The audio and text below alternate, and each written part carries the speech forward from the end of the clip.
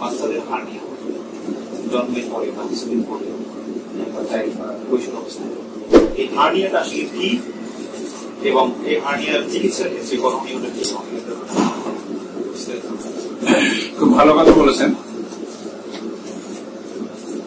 আসলে ম্যাক্সিমাম মানুষ হার্নিয়া শব্দের সঙ্গে পরিচিত কিন্তু নয়। অনেকেই গ্রামে গঞ্জে যেটাকে বলে একশিরা,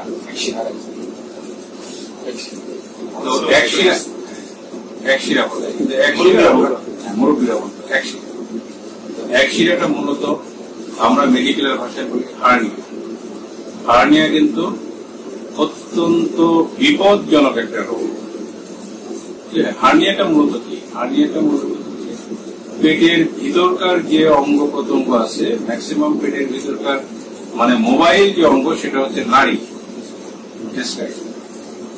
হয় কি এটা হার্নিয়াটা হচ্ছে, মনে করেন যে এটা সহজ কথায় বলি, অনেকে তো মেডিকেল গ্রাম বুঝতে পারবো না, সহজ কথা বলি যে আপনি একটা রাস্তায় পানিতে বাদ দিয়ে রাখছেন, এখন এই পাশের পানি এখানে থাকার কথা, এই পাশে আর না। এখন কোন কারণে যদি বাঁধের এক জায়গায় ছিদ্র হয়ে যায় তাহলে কি হবে? ওই পথ দিয়ে পানি আসতে থাকবে। হার্নিয়াটা হলো এরকম, পেটের যে বাঁধটা দেওয়া আছে, পেটের নাড়ি যাতে ভিতরে না বাইরে না আসতে পারে, পেটের ভিতরকার যে নাড়ি সেটা যাতে নিচে নেমে থাইয়ের মধ্যে, যেটাকে বলে যে রান বলে, থাইয়ের ভিতরে অথবা আমাদের যে অন্ডকোষ আছে অন্ডকোষের ভিতরে, কুষ্কির ভিতরে, এইগুলাতে যাতে না যেতে পারে সেই জন্য একটা বাউন্ডারি দেওয়া আছে। কখনো কখনো এই বাউন্ডারিতে ডিফেক্ট দেখা যায়, বিশেষ করে এই ডিফেক্টটা অনেক সময় জন্মগত ডিফেক্ট হিসেবেও আসে, কিছু কিছু আছে জন্মগত নয়, এমনি বয়সকালেও এই আস্তে আস্তে ডিফেক্ট তৈরি হয়। বৃদ্ধ বয়সে অনেক দেখেন, ছোটবেলায় ছিল না, বৃদ্ধ বয়সে হয়েছে, সেটাকে এই ডিফেক্টটা তৈরি হয়ে এই যে বাউন্ডারিতে একটা ফুটা হয়, একটা গ্যাপ তৈরি হয়, ওই গ্যাপ দিয়ে পেটের নাড়ি তখন ভিতরে ওই যে অন্ডকোষের ভিতরে ঢোকে। বাচ্চাদের জন্য কি হয়, বাচ্চাদের এই গ্যাপটা অনেক সময় দেখা গেল কোন বাচ্চাদের এইগুলো বেশি হয়, সবচেয়ে বেশি হয় হচ্ছে জন্মগত ভাবে যে সমস্ত বাচ্চা লো বার্থ ওয়েট,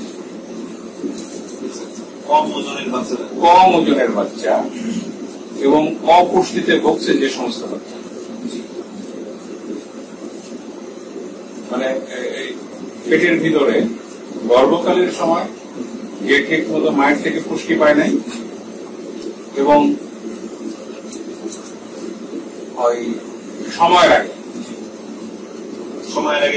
আগে হয়ে গেছে